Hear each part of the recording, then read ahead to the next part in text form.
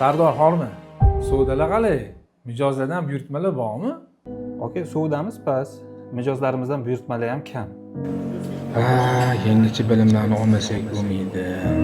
Savdolarni oshirishimiz kerak. Mahsulotlarning sifatini yaxshilab eksport qilishimiz kerak. Savdolarimiz bunaqa tushib ketadi. Raqobat kuchli hozir. Bilimni kuchaytirmasak bo'lmaydi.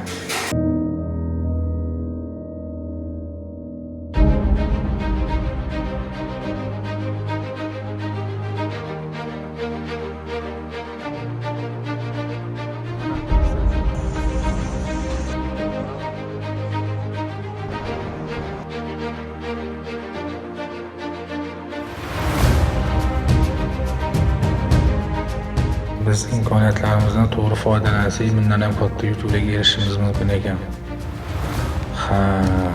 Harakat qilishimiz kerak.